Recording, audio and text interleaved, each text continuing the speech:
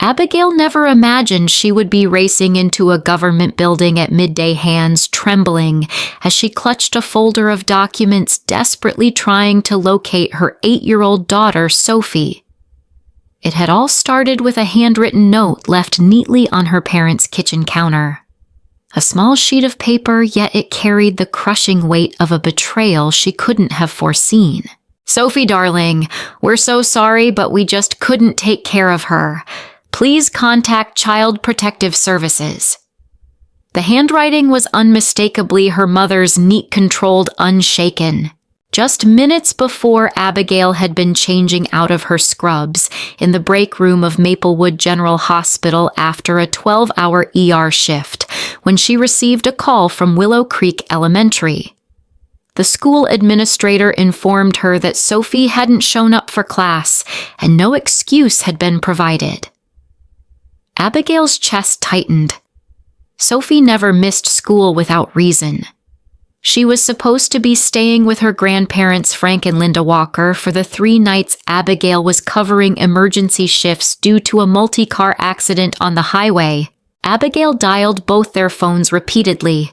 No answer. She sped to their house, the same one where she had dropped Sophie off just days earlier. The driveway was empty. The door was unlocked with her emergency key. And on the kitchen counter sat the note. No address, no contact number, no explanation. Her heart clenched. Before she could fully process what she was seeing, her phone lit up with a social media notification. A new photo posted by her sister Lauren. Her parents smiling broadly, drinks in hand, on a beach in Hawaii, surrounded by Lauren, her husband Nathan, and their children Ethan and Ava. The caption read, "Surprise family vacation." So blessed to make these memories with the best grandparents ever. Abigail's hands shook. She didn't cry. She didn't scream. She made a single phone call to her close friend Emily, a family attorney, then another to Oregon's Department of Child Services. A calm voice on the line confirmed, yes, Sophie had been placed in emergency foster care the night before. Her grandparents claimed they could no longer care for her due to unforeseen circumstances. In less than 24 hours, Abigail's world had shifted entirely. She had saved countless lives in the ER. She had remained calm through blood-broken bones and flatlines. But in that moment, standing in the empty home that once symbolized family learning that her child had been handed off like forgotten luggage, one thing became clear. She would do whatever it took to bring Sophie home. Before everything fell apart, Abigail's life was already a quiet war, a series of sacrifices she never complained about. As an ER nurse at Maplewood General Hospital, she was used to handling life and death crises. But what most people didn't see was the second shift she clocked into every day, being a single mother. Sophie came into Abigail's life when she was just 24 during her final year of nursing school. A pink double line on a pregnancy test had rewritten every plan she had. Ryan, her husband at the time, was still finishing his business degree, and they both depended on Abigail's scholarship and occasional support from her parents. When she told him about the pregnancy, they were terrified, but they chose to keep the baby, believing that love would see them through. From the moment Sophie was born, Abigail knew what unconditional love felt like. Her daughter had bright hazel eyes and soft honey-colored curls and a laugh that could light up any room. Even in the depths of sleep deprivation, Abigail made time for their sacred routines, Sunday morning pancakes, bedtime stories no matter how late, and their brave talks where they shared one thing that scared them each day. Things shifted when Ryan landed a job in marketing. Late nights turned into unexplained absences. The scent of unfamiliar perfume clung to his shirts. Abigail couldn't ignore the signs. When she confronted him, the truth unraveled quickly. Their divorce was quiet but final, a clean break between two people too exhausted to keep pretending. He promised to stay involved in Sophie's life, But the irregular child support checks and missed visitation weekends soon taught Abigail the hard truth she could only rely on herself. Still, she never once complained. She worked overtime. She learned how to fix leaky sink sew, torn backpack straps, and whip up dinner in under 10 minutes. When Sophie asked, "Am I making life harder for you?" Mom Abigail always replied with a soft smile, "You're the reason I get stronger every day." Yet, even with all her strength, Abigail couldn't deny that sometimes she needed help. And whenever that moment came, the first people she thought to call were her parents, Frank and Linda. The same ones who once stood beside her in the delivery room, who used to rock Sophie to sleep during overnight shifts. She never imagined that they would be the ones to shatter that trust so completely. At first, Abigail thought she was just being overly sensitive, that maybe the small differences in how her parents treated their grandchildren were just circumstantial, not intentional. But as time passed, those small differences accumulated into undeniable evidence of a painful truth: Frank and Linda's love wasn't equally distributed. And Sophie, Abigail's daughter, was always the one left out. When Ethan, Lauren's son, turned 10, he received the latest gaming console as a birthday gift. Sophie, meanwhile, got a clearance rack coloring book and a DIY craft kit. Abigail smiled through the sting, trying not to let Sophie feel the gap. But the quiet way Sophie looked at her gift, then turned her head without a word, pierced deeper than any tantrum could have. On another occasion, when Ava, Lauren's younger daughter, had her first ballet recital, Frank and Linda drove 3 hours to attend and even booked a hotel for the weekend. A month later, when Sophie had her first piano recital, they said they couldn't come. They had already committed to a neighborhood potluck. At every holiday gathering, Ethan and Ava's favorite foods made grand appearances on the table. After Sophie was diagnosed with a gluten sensitivity, Abigail gave her parents advance notice and suggested alternatives. Linda had simply replied, "She'll find something to eat." That evening, Sophie picked at a plain salad while pasta and buttery rolls dominated the spread. Abigail didn't remain silent. She tried to approach the matter gently. "Mom," she had said during a quiet moment in the kitchen after Christmas 2 years ago, "it feels like there's more effort made for Lauren's kids than for Sophie. Is it just me?" Linda didn't look up from organizing Ava's new collection of doll clothes. "Don't be ridiculous, Abigail. We love all our grandkids equally. It's just, Lauren makes it easier to be involved." That sentence sliced deeper than anything Abigail had heard before. She understood. It wasn't about Sophie being harder to love. It was about her. Abigail, the single mother. The one who didn't follow the carefully mapped out path Frank and Linda had imagined for their daughters. And Sophie, born of a marriage they deemed a mistake, had never been seen as acceptable enough. These weren't isolated slights. They were a pattern that Sophie, young as she was, had begun to notice. She asked fewer questions about her cousins' visits. She stopped showing her grandparents her school drawings.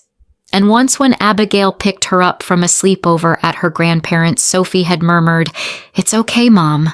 I know they like Ethan and Ava better." Abigail's heart had cracked that day. Not because her daughter was wrong, but because heartbreakingly, she was right. The call came on a Monday afternoon just as Abigail wrapped up a grueling shift in the ER. A multi-car accident on Oregon's main interstate had pushed Maplewood General Hospital into a staffing crisis. As one of the senior nurses, Abigail was urgently needed for 3 consecutive night shifts. Her usual childcare provider, Lisa, was out of state visiting family. Abigail called 4 different sitters. None could do overnights. Panic rising, she turned to her last option, her parents. "I hate to ask," Abigail began, trying to keep her voice calm, "but could you watch Sophie for the next 3 nights? I've been called in for emergency shifts." Silence. It dragged long enough that Abigail feared they had hung up. Finally, Frank's voice cut through. "I suppose we can rearrange some things. When would you drop her off?" Relief washed over her. "Thank you so much. I'll bring her by around 6 p.m. tonight and pick her up Friday morning." Linda's voice came cold and clipped. "Make sure she brings her own entertainment. We don't really have much for kids her age here anymore." That evening, Abigail prepared with obsessive care.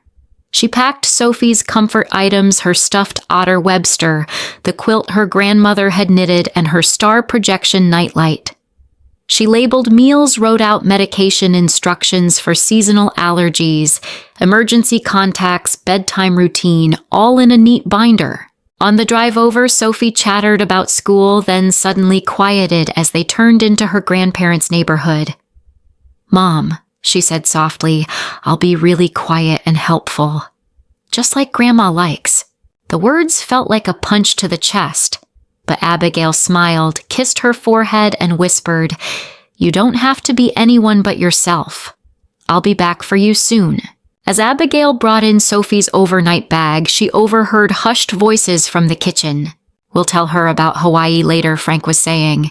"Let's wait until after she leaves," Linda replied. "No need for drama yet." Abigail froze. Her breath caught for a moment. Then she shook it off, convincing herself they must be referring to a future trip, surely not one happening while Sophie was under their care. She was wrong, deeply, painfully wrong. Thursday morning started like any other, or so Abigail thought. After surviving 3 back-to-back night shifts, she was in the locker room at Maplewood General Hospital halfway through changing out of her scrubs when her phone rang. "Willow Creek Elementary," main office flashed across the screen. Her stomach dropped. Ms. Walker said, a calm voice on the other end. "This is Deborah from the school office. We're calling because Sophie didn't show up to class this morning and we haven't received a notification of her absence." Abigail's breath caught in her throat. No, that can't be right. She's staying with her grandparents. They were supposed to drop her off. "I'm sorry," Deborah replied, concern now evident in her tone, "but we haven't seen her today, and no one has called in." Abigail stuffed her phone into her bag and bolted from the hospital, still half in uniform. The 15-minute drive to her parents' house felt endless. She dialed her mother, then her father. Over and over. No answer. When she pulled into their driveway, a strange stillness greeted her. Both cars gone. The house silent. Using her emergency key, she pushed through the front door and called out, "Sophie, Dad! Mom, I'm here!" Nothing. Then she saw it. On the kitchen counter. A single piece of paper. Her mother's neat handwriting. "Abigail, sorry, sweetie. We just couldn't take care of her anymore. We've arranged for temporary placement. You can contact Child Protective Services to make arrangements. No phone number, no address, no explanation." Abigail's hand shook as she fumbled to call Oregon Child Protective Services. After being transferred 3 times, a woman named Melanie finally answered. "Yes, we do have a record of a child named Sophie Walker placed in emergency foster care last night," Melanie said. The guardians reported a temporary inability to provide care and stated the mother's whereabouts were unknown. Unknown. Abigail's voice broke. "I'm her legal mother. I was working hospital shifts. I had a clear pickup schedule. They knew I'd be back Friday." "Please stay calm, Ms. Walker," Melanie said gently. "I understand how distressing this is. We'll need to verify your identity and gather more details." It took 4 agonizing hours, phone calls, document submissions, legal verification, and retelling the timeline again and again. Finally, Abigail was scheduled to meet with a caseworker in person. She had only one question, her voice barely a whisper. "Where is my daughter?" That afternoon, Abigail was driven to a modest, pale yellow ranch-style home on the south edge of town, the emergency foster home where Sophie had been placed. Melanie, the CPS caseworker, offered a gentle explanation on the ride over. "This is the Sanders family. They've fostered for over a decade and come highly recommended." When the door opened, A kind-faced woman in her early 50s welcomed them. "I'm Mrs. Sanders," she said softly. "Sophie's been in the backyard with my husband. She's very sweet. Just quiet." Abigail's heart pounded as she stepped outside. In the far corner of the yard, Sophie stood alone, gently bouncing a rubber ball more out of habit than play. When she looked up and saw her mother, the ball dropped instantly. "Mommy!" she cried, racing across the lawn. She slammed into Abigail's legs with such force that Abigail nearly lost balance. The little girl clung to her mother, trembling. "I thought you weren't coming back," Sophie sobbed. "Grandma said you had something important to take care of, and you wouldn't be back." Abigail froze momentarily, robbed of air. "No, sweetheart, I would never leave you. I was just working a few hospital shifts. I was always coming back for you." Sophie's tears flowed freely now, not just from fear, but confusion, betrayal, and the ache of being left. After a warm bath, some cookies and milk prepared by Mrs. Sanders, Abigail sat with the woman in the kitchen as Sophie quietly watched cartoons in the other room. "Your parents didn't mention you at all," Mrs. Sanders said gently. "They claimed to be Sophie's primary guardians facing an emergency. If they had said you were returning in a few days, this placement wouldn't have happened." Abigail nodded tightly, her jaw clenched. She didn't know what hurt more, that her daughter had spent the night in a stranger's home, or that her own parents had orchestrated it. Without a word, when it was time to say goodbye for the night until custody paperwork could be finalized the next day, Sophie clung to Abigail again. Her voice was small. "I asked Mrs. Sanders if I did something bad," she whispered. "Why Grandma and Grandpa left me." Abigail wrapped her arms around her daughter. "No, Sophie, you didn't do anything wrong. Not one thing." For the first time in days, Abigail let herself cry, because she knew now this wasn't just about legal betrayal. This was about a child's broken trust, and it would take far more than signatures to heal. The moment Sophie was returned safely to her arms, Abigail knew this wasn't the end. A tearful reunion couldn't undo the damage. Her daughter's trust had been shattered, and the orchestrated deception by Frank and Linda, her own parents, couldn't be brushed aside. She didn't scream. She didn't post rage-filled rants online. Instead, that very night after Sophie fell asleep, clinging to her favorite stuffed otter, Webster Abigail opened her laptop and got to work. She began saving every message she'd exchanged with her parents about the babysitting arrangement.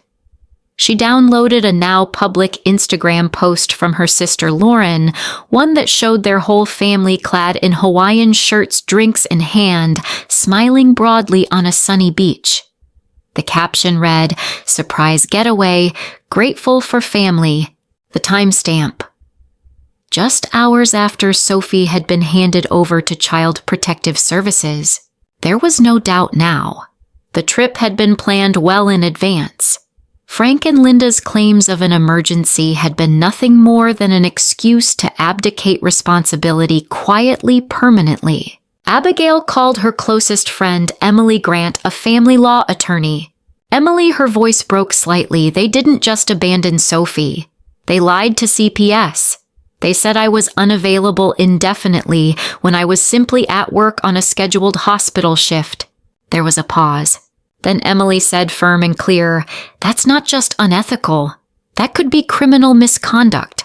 Together, they began building a case, a detailed timeline of events, archived text messages, screenshots of social media posts, written statements from the CPS worker, the school's attendance report.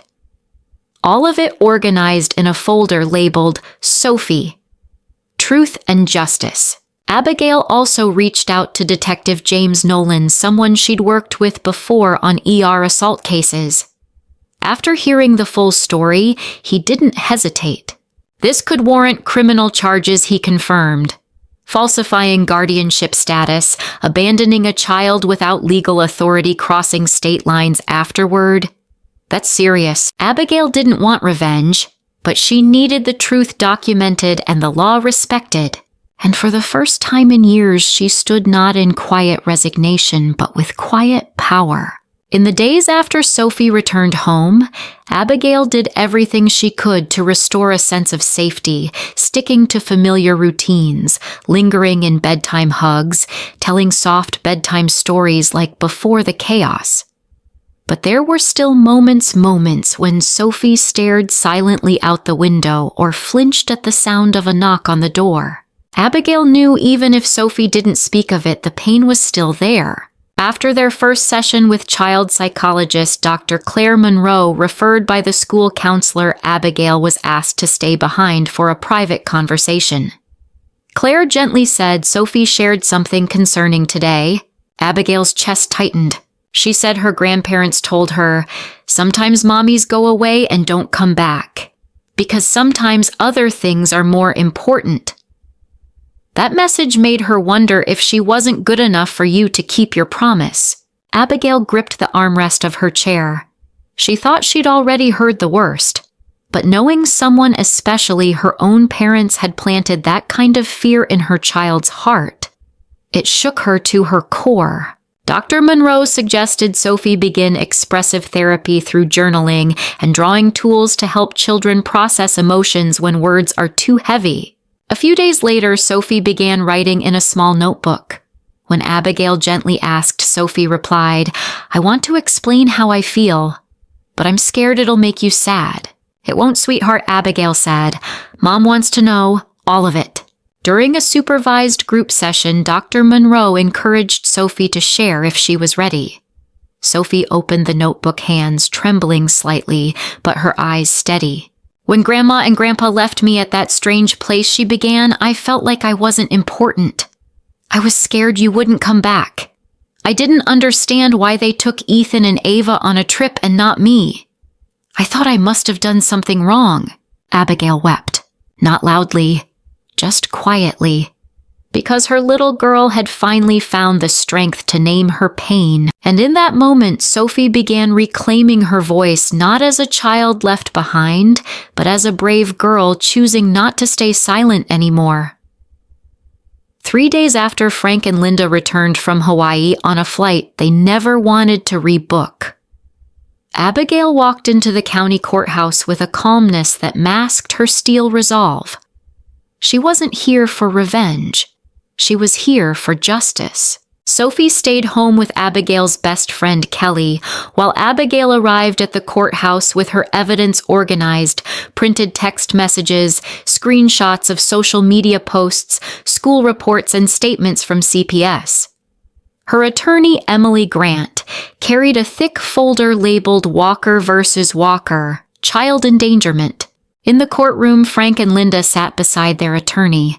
Frank wore a light gray suit, hair perfectly combed, but his eyes betrayed a nervous edge. Linda wore a cream cardigan, twisting a tissue in her hands. Judge Caroline Whitman entered the room, her sharp gaze scanning everyone before beginning the session. "We're here to address allegations of child abandonment, misrepresentation to a government agency, and violation of lawful custodial rights." Frank and Linda's lawyer argued this was simply a poor judgment call made under stress. But Judge Whitman didn't waver. "A lapse in judgment," she replied coolly, "is forgetting to pick up your grandchild from school, planning a vacation, and then misleading authorities to hand off custody as though the child's mother disappeared. That is something else entirely." Frank stood, attempting to defend their actions. "We were overwhelmed. We thought it was the right thing to do. Our daughter often leaves Sophie with us during her shifts. We needed a break." Abigail's fists clenched at her sides. She rose slowly, her gaze steady. "I left my daughter with them for exactly 3 nights, with clear pickup plans. Not only did they violate that agreement, they told authorities I had abandoned her. Worse, they told my child I might not come back. That's not stress.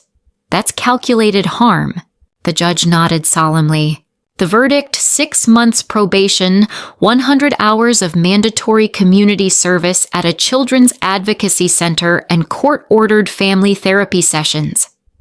A limited contact order was also issued. Any future communication with Sophie would require third-party supervision.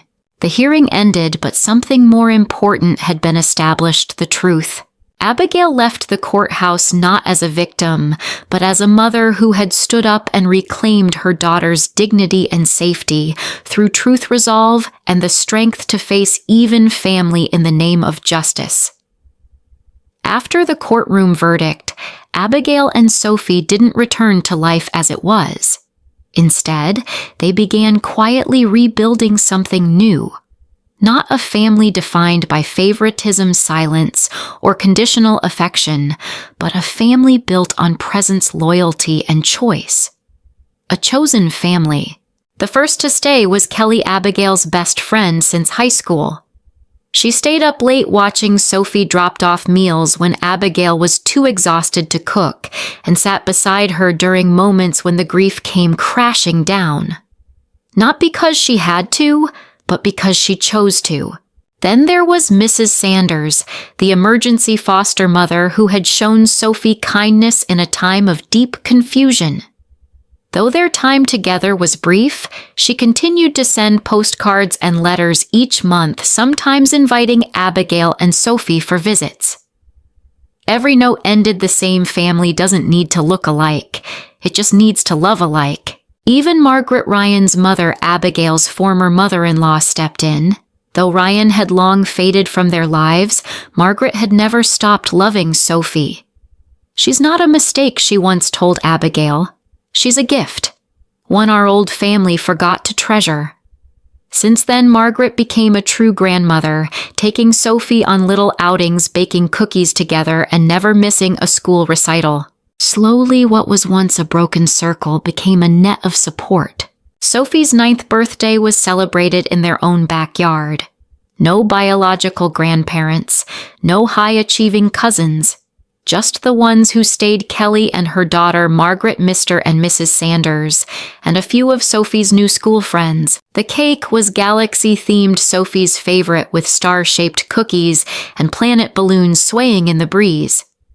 As Abigail placed a hand on her daughter's shoulder and whispered, "Make a wish, space explorer," Sophie closed her eyes and smiled.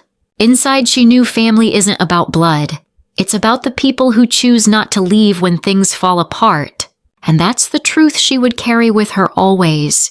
Recovery didn't come like a sudden downpour that washed everything clean. It came like gentle sunlight slipping through thin curtains, slowly, steadily warming the broken places in Abigail and Sophie's hearts. Abigail didn't hide her pain from Sophie, but she also didn't let it consume them. They began with small things: watering plants together, cooking dinner, writing in a shared journal called "Things That Make Us Feel Safe." Each entry was a small step Sophie took toward believing that the world still held kindness. Abigail sought professional help without shame. She continued therapy sessions with Dr. Claire Monroe, both for herself and for Sophie. During one private session, Dr. Monroe said, "Abigail, by choosing healing over vengeance dialogue, over silence, you're giving Sophie the greatest gift possible." At work, her colleagues and supervisors did more than show sympathy, they offered support. The hospital's director, Karen Doyle, offered Abigail a new role leading the nurse training and mentorship program. It gave her a more stable schedule and allowed her to continue making an impact. "We've seen your strength not just on the floor, but in life," Karen said. "Your calm under pressure, your integrity, your resilience. That's what we want our young nurses to learn." With a more predictable routine, Abigail had more time for Sophie. They returned to dance class, had regular no-screen days, and began a Sunday night tradition, Feelings Hour. It wasn't a picture-perfect household, but it was real. It was safe. And Sophie began to bloom again. She smiled more. She spoke more. She no longer startled when someone called her name. During one therapy session, she told Dr. Monroe, "I still feel sad sometimes, but I know now that my mom is here, and if something happens, I can talk about it." Abigail sat quietly beside her, eyes brimming with tears, not of sadness, but of awe. Her daughter wasn't hiding. She was growing not behind a mask, but with strength that came from inside. 6 months after the upheaval on a gentle autumn afternoon, Abigail and Sophie sat together on the wooden bench in their backyard. A hand-knitted blanket rested on their laps, and steam curled up from mugs of hot cocoa. Leaves drifted softly from the trees above, brushing Sophie's curls as she scribbled into a small purple notebook. "All done with my speech," Sophie beamed, glancing up. "What's it for?" Abigail asked with a smile. "It's for class. We're sharing stories about the bravest person we know." "I wrote about you." Abigail chuckled, blinking back warmth in her eyes. "And you're the reason I had to be brave." In the months that followed, everything — the court, the therapy sessions, the difficult silences with extended family, mother and daughter — had slowly rebuilt something more precious than they had before: trust in true family. Abigail no longer waited for her parents to change into the grandparents Sophie deserved. Instead, she drew boundaries with grace, choosing to love from a distance without hoping for approval from those who had failed her. Sophie had changed too. She no longer asked, "Why was I left?" Instead, she asked, "Who stayed by my side?" And that list had grown beautifully: Grandma Margaret Kelly, the Sanders family, even her school principal who quietly sent her a birthday card. At school that day, Sophie stood in front of her class, clutching a microphone with surprising confidence. She spoke clearly. "I used to think family meant the people you're born to, but now I know. Family is the people who don't leave you when you need them the most. The people who say, 'I'll be back,' and actually come back. The bravest person I know is my mom." Abigail sat in the back, hands over her heart, tears pooling not from pain but pride. She knew their journey was far from over, but what mattered most was that they had walked through something many don't survive and emerged not bitter but rebuilt. Not with anger, but with a new definition of love. Because in the end, family isn't who shares your name, it's who refuses to let go when you need them the most.